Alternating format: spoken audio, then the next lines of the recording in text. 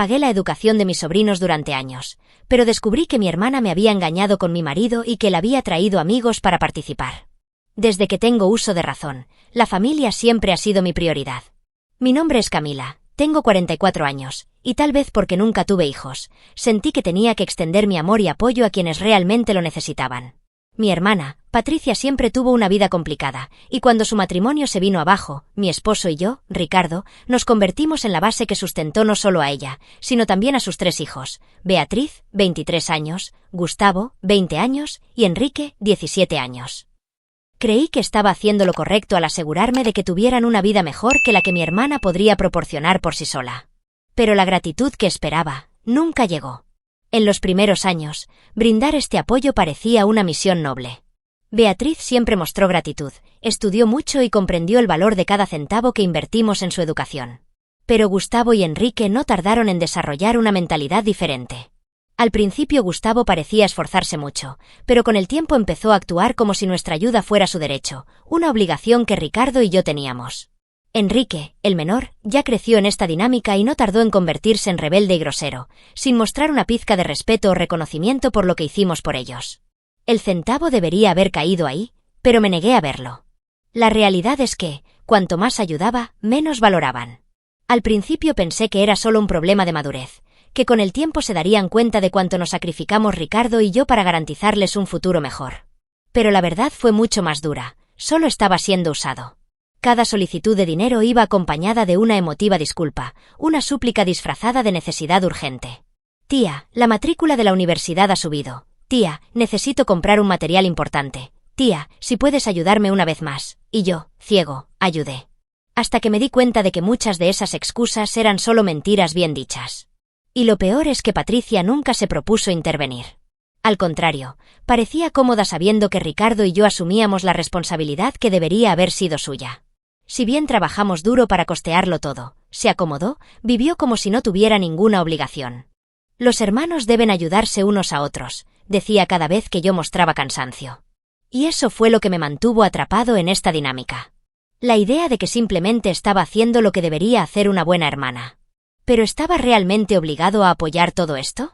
Con el tiempo, las solicitudes de dinero vinieron acompañadas de demandas. Ya no eran solo ayudas puntuales, sino obligaciones que, de no cumplirse, iban acompañadas de reacciones dramáticas y ofensivas. Siempre has ayudado, ¿ahora nos vas a abandonar? Después de todo, ¿realmente vas a ser tan mezquino? Me encontré en un callejón sin salida. Si dijera que no, sería el villano. Si dijeras que sí, estarías fomentando aún más este comportamiento abusivo. Pero todavía no podía ver lo que realmente estaba pasando detrás de todo esto. El sentimiento de pertenencia a esa familia fue lo que me sostuvo durante tanto tiempo. Quería creer que era parte de algo más grande, que ese apoyo algún día sería reconocido, que estábamos todos juntos en esto. Pero en el fondo yo era solo una fuente inagotable de recursos. Beatriz fue la única que me hizo sentir que todo valía la pena. Pero los demás, bueno, ya se habían acostumbrado a la idea de que yo existía para satisfacer sus deseos. Simplemente no imaginé que todo esto se desmoronaría de la peor manera posible. Pero lo que realmente me duele es que nunca sospeché de Ricardo. Siempre pensé que, incluso cuando me decía que pasara por alto ciertas actitudes de Patricia y los chicos, él solo estaba tratando de mantener la paz. Después de todo, éramos familia, ¿no? Pero el tiempo demostraría que yo era el único que vivía en esta ilusión. Y la verdad, cuando salió a la luz, fue como un puñetazo en el estómago. Desde el principio sentí que algo no estaba bien. Pequeños detalles. Miradas que duraron un poco más de lo debido, conversaciones que se detuvieron abruptamente cuando entré a la habitación. Pero cada vez que le mencioné algo Ricardo, se apresuró a llamarme paranoico.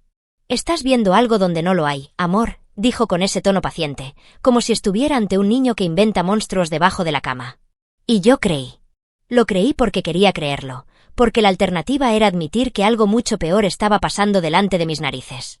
La relación entre Ricardo y mi hermana Patricia siempre me ha molestado de alguna manera. Era demasiado cercano, demasiado cómodo, demasiado íntimo. Pero cada vez que le preguntaba, él se reía y me abrazaba. Por el amor de Dios, Camila. Ella es tu hermana. ¿Cómo puedes pensar tal cosa? Y lo peor es que me sentí culpable. Simplemente desconfiar de ellos me hacía sentir como si fuera la peor persona del mundo. como si estuviera manchando una relación pura entre dos personas que solo querían lo mejor para mí. Pero la verdad es que no estaba loco. Con el tiempo, comencé a cuestionar no solo a Ricardo, sino toda la dinámica de esa familia que yo apoyaba.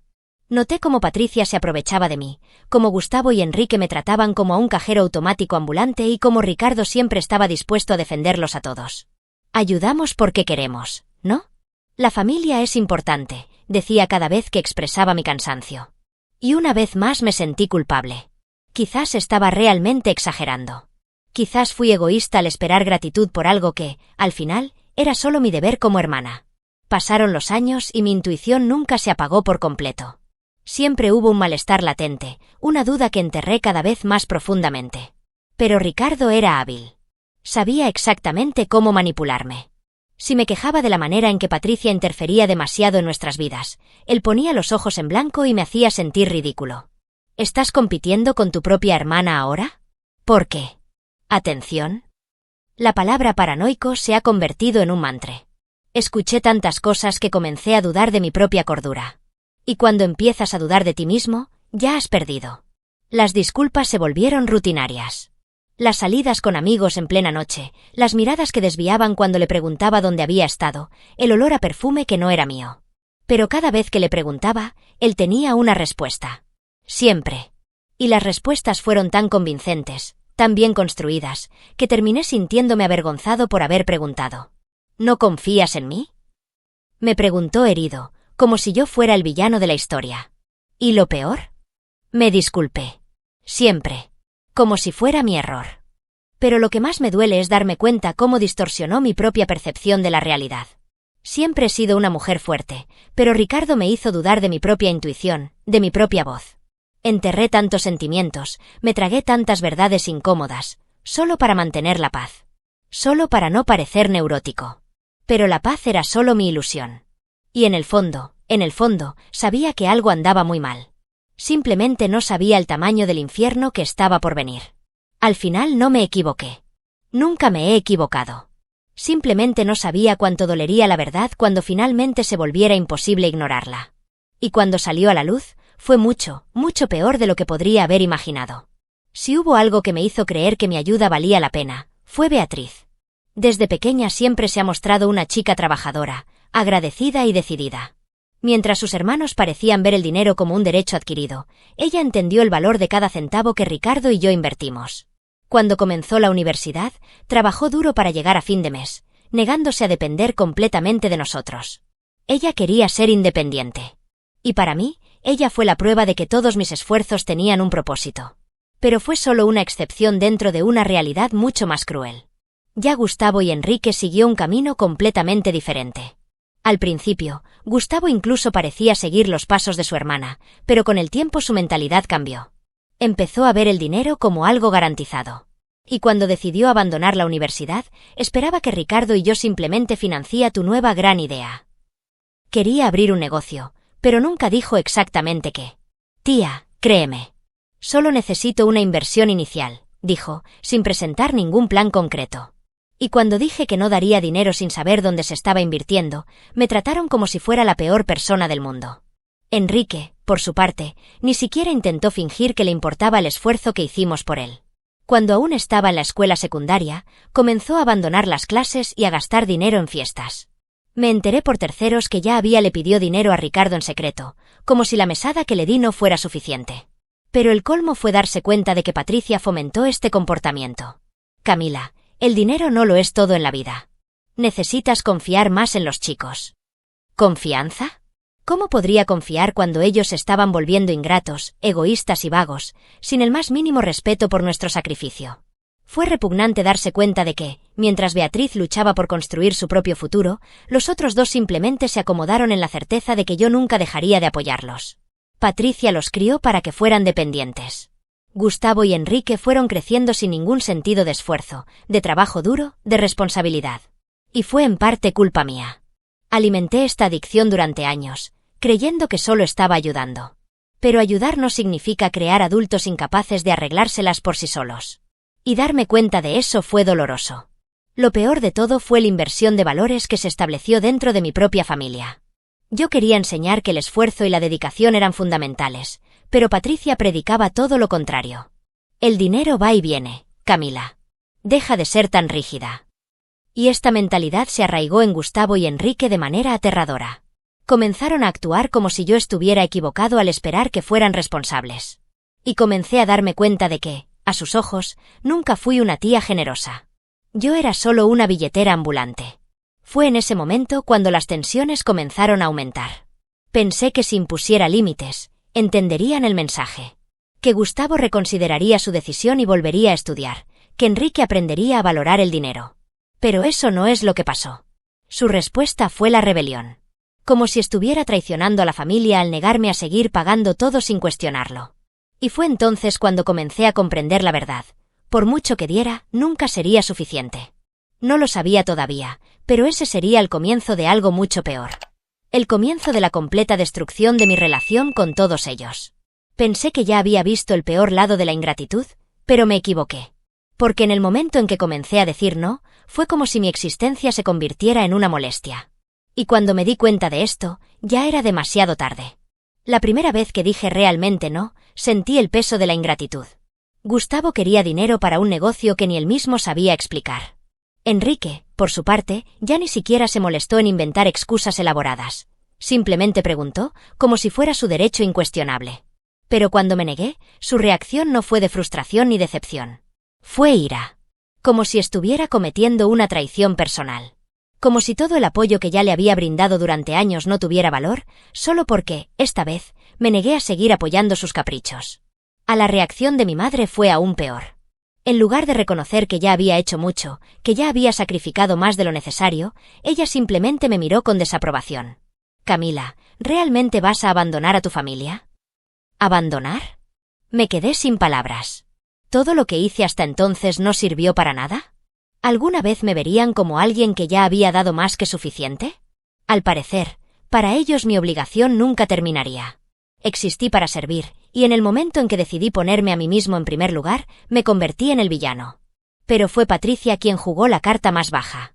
Lo único que quieres es controlar a todo el mundo con dinero, escupió, como si yo fuera una especie de tirano que utilizaba mi apoyo financiero para manipularlos. Lo cual era una ironía absurda. Si hubo alguien que utilizó el dinero como herramienta de control, fue ella, quien mantuvo a sus hijos bajo control de la dependencia, asegurándose de que siempre acudieran a ella cuando necesitaran algo. Pero yo era el villano. Yo, que siempre les he ayudado. Yo, que hice sacrificios que ni siquiera necesitaba hacer. De repente, yo era el enemigo. Fue como un efecto dominó. Gustavo empezó a tratarme con abierto desprecio. No se molestó en ocultarlo, respondió con frialdad, ignoró mi presencia, hizo comentarios sarcásticos sobre cómo algunas personas dejan que el dinero se les suba a la cabeza. Henry siguió los pasos de su hermano, tratándome como si fuera solo un inconveniente. Pero lo que más me dolió no fue su frialdad. Fue darme cuenta de que, en el fondo, nunca me habían visto como una familia. Yo era un recurso. Un medio para un fin. Y cuando el dinero dejó de fluir, me volví irrelevante. En el fondo, todavía intentaba justificar su comportamiento. Quizás fue un shock para ellos, un cambio difícil. Quizás, con el tiempo, se darían cuenta de lo desagradecidos que estaban siendo. Pero esa esperanza duró poco. El problema nunca fue el dinero. El problema fue la mentalidad que les plantó Patricia desde el principio. Para ellos, nunca fui una tía. Yo era una inversión. Y ahora que ya no era rentable, era un peso muerto. ¿Y lo peor de todo? Todavía estaba tratando de entender su lado. Era como ver una película en la que yo era el villano. Y, de alguna manera, todos creyeron esta versión. Mi madre, mi hermana, mis sobrinos, todos aceptaron la idea de que estaba equivocado. Que fui yo el egoísta por decir finalmente ya basta. Pero sabía que tarde o temprano toda esta farsa se desmoronaría. Simplemente no sabía que la destrucción vendría de una manera mucho más cruel de lo que podía imaginar. Pensé que había visto lo peor de la ingratitud, pero nada me preparó para lo que nivel de falta de respeto eso estaba por venir. El ambiente dentro de la familia ya era extraño, lleno de miradas despectivas y comentarios velados. Pero todo explotó a la vez cena familiar, donde me trataron como si no fuera más que una molestia. Y fue allí, delante de todos, que me di cuenta del verdadero valor que tenían para mí. Ninguno. Siempre supe que no me veían como una verdadera familia, pero todavía creía que, al menos, había un cierto nivel de respeto. Me equivoqué. Todo pasó tan rápido que apenas tuve tiempo de reaccionar. Estábamos todos en la mesa cuando Enrique, con mucho descaro, pronunció la frase que me heló la sangre. Miró a Ricardo y, con una sonrisa repugnante, dijo: «Bueno, cuñado, definitivamente podrías encontrar una esposa más bonita, ¿verdad?» Por un momento pensé que había oído mal. Pero la risa burlona de Gustavo y Patricia no dejó dudas. Pensaron que era divertido. Mi propia hermana se rió de un comentario cruel y sexista sobre mí. ¿Y Ricardo? Él guardó silencio. Ni siquiera intentó defenderme. Quería creer que reaccionaría. Que, al menos esta vez, estaría de mi lado. Pero no. Simplemente apartó la mirada y siguió comiendo, como si no hubiera sucedido. Como si fuera invisible. La humillación fue indescriptible. Mi propia familia se burlaba de mí, de mi apariencia, de mi posición allí. Y a nadie le importó. Nadie pensó que eso fuera un problema. Porque para ellos yo nunca fui importante. Y en ese momento finalmente lo entendí. ¿Mi reacción? Me estrellé. Podía sentir el nudo en la garganta, el estómago revuelto, pero no podía decir una sola palabra. Me senté allí, mirando a aquellas personas a las que había apoyado durante años, a quienes ayudé, a quienes defendí, a quienes puse por encima de mí. Y todo lo que recibí a cambio fue humillación. Fue uno de los momentos más dolorosos de mi vida. Porque allí, en esa cena, me di cuenta de que, hiciera lo que hiciera, nunca me verían como alguien digno de respeto. Podría haberme levantado, tirarles todo en la cara, gritar, llorar. Pero me quedé allí, sintiendo cada risa como una puñalada en el pecho. Porque no se trataba solo de ese comentario repugnante. Se trataba de todo lo que vino antes. De todos los momentos en que me hicieron quedar como un idiota, de todas las veces que Ricardo me hizo creer que exageraba, de cómo Patricia siempre supo manipularme. Se trataba del hecho de que nunca tuve una familia real. Pero lo peor aún estaba por llegar. Porque esa noche no fue solo una cena desastrosa. Fue la noche que todas las piezas comenzaron a encajar.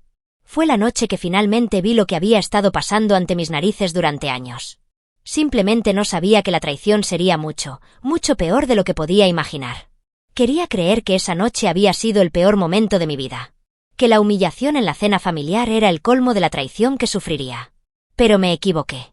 Porque esa misma noche, el destino decidió restregarme en la cara la verdad que siempre intenté ignorar. Ricardo se fue diciendo que iba a encontrarse con un amigo. Nada nuevo. Pero esta vez cometió un error: olvidaste tu celular en casa.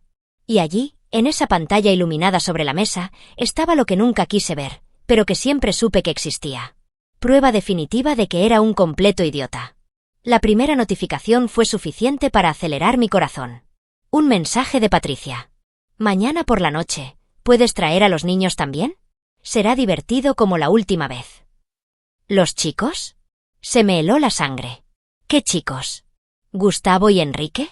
Oh, no. No puede ser eso. Abrí el chat, me temblaban las manos. Y ahí estaba. Todo. Mensajes de semanas, meses, años. Mi hermana y mi marido. Planificar citas, intercambiar secretos, hablar de mí como si fuera un ridículo obstáculo en su camino. Mi propio marido. Con mi propia hermana. Quería vomitar. Quería arrancarme los ojos para no tener que leer esas palabras. Pero continué. Y lo que encontré fue aún peor. Un mensaje grupal entre Ricardo y sus amigos. Comentarios repugnantes. Verdaderas barbaridades sobre mi hermana. Hermano, tu cuñada es encantadora, ¿eh? Si hubiera sabido que era tan fácil, habría ido antes. Mi corazón se detuvo. Tuve que releerlo para creerlo. ¿Era eso realmente lo que estaba leyendo? Otro respondió: no parece la misma mujer arrogante que siempre nos mira mal en las fiestas. Es algo agradable, ¿verdad? Ja ja ja. Mi estómago se revolvió. Mi hermana no solo se acostó con mi marido. Ella le permitió traer a sus amigos para participar. Sentí que mi cuerpo se congelaba. El suelo desapareció. El aire se volvió pesado. Esto no puede ser real. Esto era algo sacado de películas, libros malos, historias absurdas que lees en internet y piensas que nunca te pasarían. Pero me estaba pasando a mí.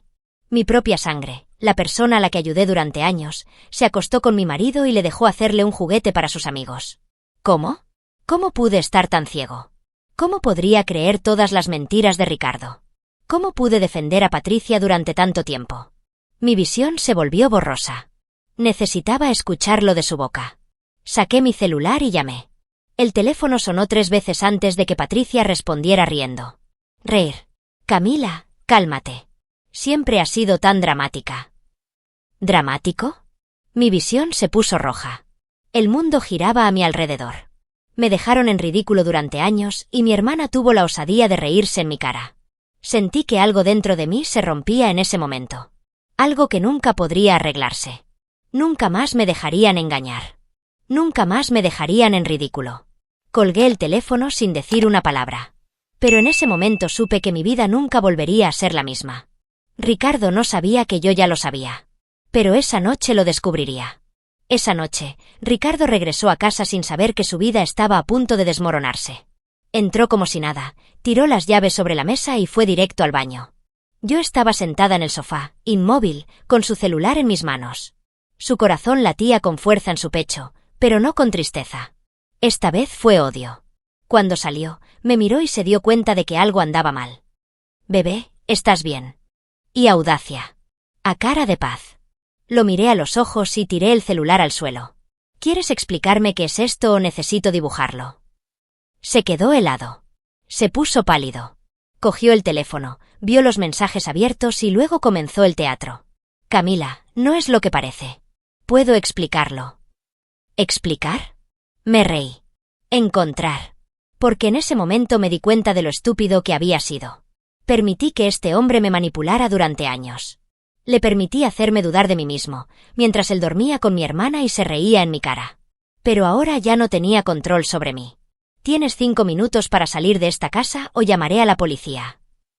Intentó insistir. Intentó abrazarme. «Bebé, por favor no hagas esto. Podemos superar esto. Te amo». El asco que sentí. Lo aparté y señalé la puerta. «Tú. Fuera. Ahora». Se dio cuenta de que no había salida. Rápidamente tomó algo de ropa, todavía rogando. Pero no escuché nada más. Ya no vi al hombre que amé durante tantos años. Todo lo que vi fue una rata repugnante, que finalmente estaban siendo expulsadas. Y cuando la puerta se cerró detrás de él, fue como si me hubieran quitado un peso del pecho. Pero la batalla aún no había terminado. Porque Patricia todavía existía. Y ella, por supuesto, intentó defenderse. Me llamó decenas de veces y me envió mensajes llenos de lágrimas. «Camila, ¿podemos hablar? No tiene por qué ser así». Obstruido. ¿Gustavo y Enrique? Ni siquiera lo pensé 2 veces. Su desprecio por mí se hizo evidente cuando dejé de dar dinero. ¿Ya no me necesitaban? Excelente. Ahora tampoco los necesitaba más. Obstruido. Excluido. Borrado de mi vida. No quería volver a ver a ninguno de ellos. Mi madre, como siempre, intentó apelar a lo emocional. «Camila, tu hermana cometió un error, pero ¿qué pasa con los chicos? No puedes simplemente darles la espalda». «Ah, pero podría». Y lo hice. Nunca me vieron como una verdadera familia. Nunca apreciaron lo que hice por ellos. Así que ya no le debía nada a nadie. Solo dije una frase antes de colgarle. Ellos son los que van a pedir ayuda a Ricardo y sus amigos. Porque, al final, ya no era su billetera ambulante. Ya no era el tonto de la historia. Ahora estaban solos. El silencio posterior fue ensordecedor. Pero por primera vez en años, fue un silencio lo que me trajo paz. Ya no tuve que cargar con el peso de una familia que nunca me respetó. ¿Y en serio? No me perdí nada. Pensé que sacar a estas personas de mi vida sería difícil, pero fue liberador. Finalmente fui libre. Después de eliminar a todos de mi vida, estaba seguro de que nadie volvería a mí. Y estaba bien con eso. Pero unas semanas más tarde, escuché un golpe en mi puerta. Cuando la abrí vi a Beatriz. Y por primera vez en mucho tiempo, mi corazón no se llenó de ira, sino de tristeza. Ella estaba llorando. Tenía los ojos rojos y le temblaban las manos. Y antes de que pudiera decir algo, ella simplemente se desplomó. «Tía, lo sabía, pero no sabía cómo decírtelo». No esperaba eso. No esperaba que nadie de esa familia tuviera una pizca de arrepentimiento, de empatía, de dolor verdadero. Pero ahí estaba Beatriz, sollozando frente a mí, disculpándose por algo que no fue su culpa. La abracé.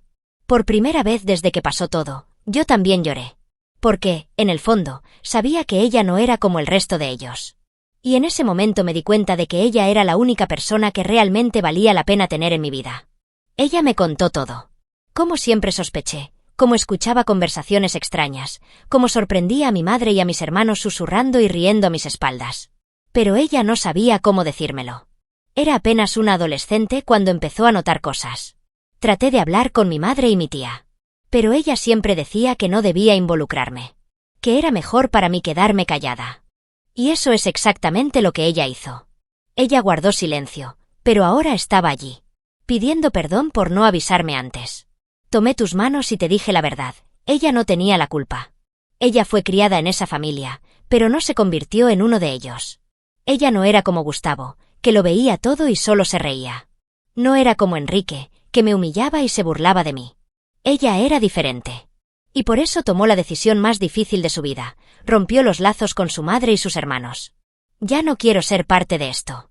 No quiero ser como ellos, tía. Quiero ser como tú. Esas palabras me golpearon como un puñetazo en el estómago. Porque durante tantos años me sentí como un completo idiota. Un tonto. Una mujer engañada, utilizada y descartada. Pero ahí estaba Beatriz, mirándome con admiración. Y me di cuenta de que, de alguna manera, algo hice bien. No lo perdí todo. Todavía la tenía. El único que, al final, vio mi valor. El único que realmente merecía mi presencia. Beatriz continuó su vida alejada de esa podrida familia. Ella construyó su propio camino, sin depender de nadie. E incluso después de todo, ella nunca dejó de buscarme. Hoy nuestra relación es diferente. Ya no soy la tía que paga por todo. Ahora somos dos mujeres que nos apoyamos mutuamente. Dos mujeres que aprendieron, de la manera más dura posible, que la sangre puede ser la cosa más podrida del mundo. Pero también puede ignorarse cuando sea necesario. Sabía que sacar a mi familia de mi vida no sería el final de la historia. Patricia no aceptaría perder tan fácilmente su fuente de dinero. Y, como era de esperar, ella comenzó a difundir mentiras. Pero no se trataba simplemente de un simple chisme. Ella creó una narrativa real en la que yo era el villano cruel que destruyó a su propia familia por puro egoísmo. Dijo que estaba siendo vengativo, que estaba castigando a mis sobrinos inocentes por el error de Ricardo. Ella se hizo la víctima, llorando ante todos sus familiares, lamentándose como si yo le hubiera quitado todo. ¿Una ironía? Fui yo quien apoyó a esta mujer durante años. Lo que más me repugnaba era darme cuenta cómo la gente estaba dispuesta a creerle. De repente, familiares que nunca se preocuparon por mí empezaron a enviarme mensajes. Camila, ¿no crees que fue demasiado radical? Cometió un error, pero necesita ser tan cruel. Tu hermana ya está sufriendo mucho, ¿no puedes perdonarla? ¿Perdóala? Me preguntaba si estas personas realmente sabían lo que ella había hecho. Si fueran conscientes del nivel de traición que sufrí.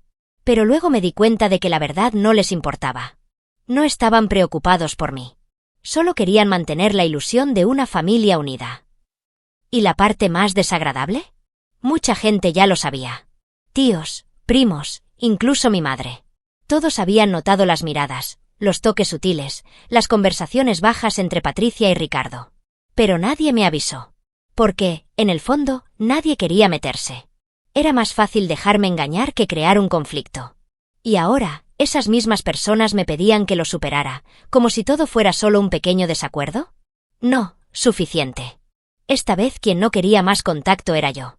Patricia esperaba que yo cediera, que algún día volviera a la normalidad y volviera a correr para ayudar a la familia. Pero ese día nunca llegó. Y entonces sucedió lo inevitable. El dinero se ha ido. Sin mi ayuda, Patricia tuvo que lidiar sola con Gustavo y Enrique. Y lo que tanto alentó volvió en su contra.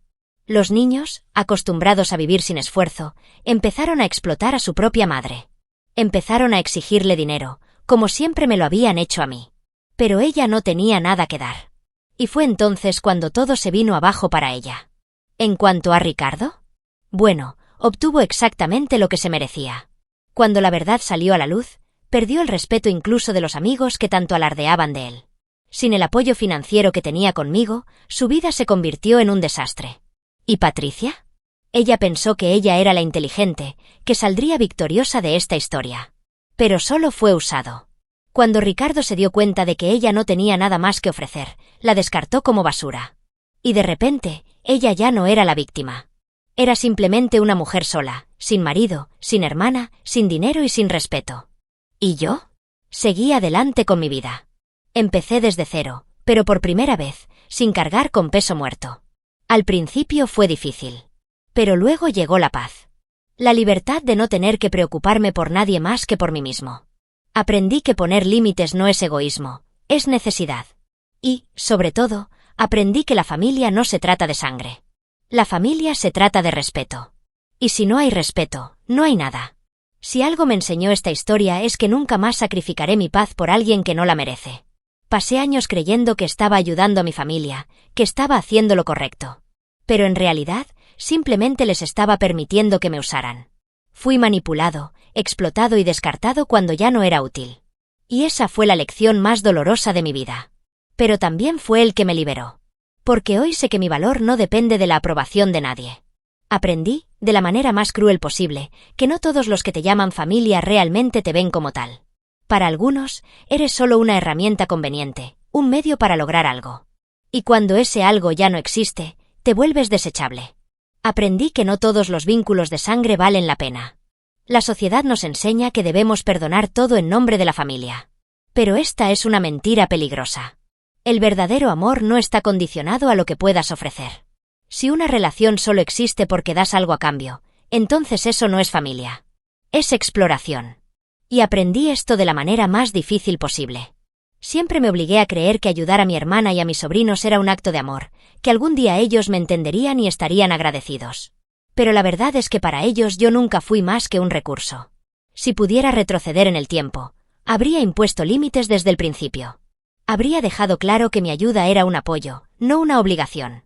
Pero me enseñaron a pensar que ser generoso significaba cancelarme a mí mismo. Que era mi deber poner a los demás por encima de mí. Y así fue como fui destruido. El problema fue nunca ceder. El problema fue permitir que la gente me vea solo por lo que puedo ofrecer. Porque en el momento en que dije no, vi el verdadero rostro de todos. Y me demostró que nunca fui amado. Solo usado. La peor traición siempre proviene de aquellos que menos esperamos. Y esa fue la verdad más difícil de tragar. Cuando se trata de traición, no es el acto en sí lo que más duele, sino la persona que lo comete. Nunca pensé que mi propio marido y mi hermana, las dos personas en las que más confiaba, fueran capaces de algo tan cruel. Pero lo fueron. Y si no me hubiera enterado, continuarían. Engañándome, usándome, riéndose a mis espaldas. Porque quien tenga el coraje de apuñalarte una vez, lo volverá a hacer. Esta historia también me enseñó algo fundamental. Si algo parece estar mal, probablemente lo esté. Durante años ignoré mi instinto, me obligué a creer mentiras y permití que Ricardo me hiciera dudar de mí mismo. Nunca más. Aprendí a escuchar mi intuición. Si algo no me parece bien, lo cuestiono. Si alguien me hace sentir que estoy exagerando, es porque hay algo que ocultar. Si alguien se siente ofendido porque pongo un límite, es porque este límite era necesario. Hoy soy otra persona. Ya no soy la mujer que sacrificaba su felicidad para mantener cómodos a los demás. Reconstruí mi vida desde cero, pero esta vez, sin llevar parásitos en la espalda. Sin alimentar sanguijuelas emocionales. Sin sentirme culpable por cortar lazos que nunca fueron buenos para mí. Algunas personas pasan toda su vida atrapadas en relaciones tóxicas porque tienen miedo de estar solas. Pero descubrí que la soledad es mucho más ligera que el peso de cargar con personas que solo te absorben. Ahora te pregunto, ¿cuántas veces has ignorado tu instinto? ¿Cuántas veces te has cancelado por miedo a parecer egoísta? ¿Cuántas veces te has dejado manipular? Me tomó demasiado tiempo abrir los ojos. ¿Pero qué hay de ti? ¿Vas a esperar a que te traicionen, te humillen y te descarten antes de actuar? ¿O aprenderás de mi historia y te liberarás antes de que sea demasiado tarde? La vida es demasiado corta para vivir complaciendo a alguien que no te respeta. La pregunta es, ¿estás listo para ponerte a ti mismo en primer lugar? Si te gustó la historia no olvides darle me gusta al vídeo, suscribirte al canal y cuéntanos en los comentarios tu opinión sobre el caso de hoy. Dinos también desde qué ciudad nos estás viendo. Tu participación es muy importante para nosotros. Hasta la próxima historia.